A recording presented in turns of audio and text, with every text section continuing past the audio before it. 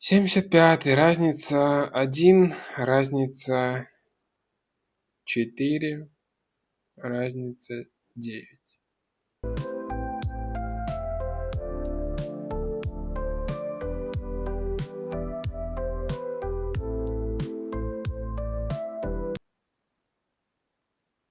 Плюс 3, 1, 4, 9.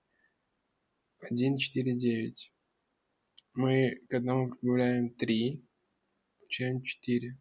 К этому прибавляем 5, к этому прибавляем 7.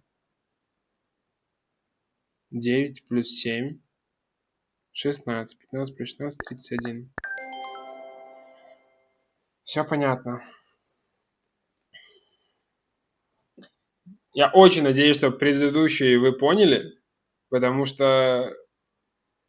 Ну, ладно, я думаю, что поняли. 76.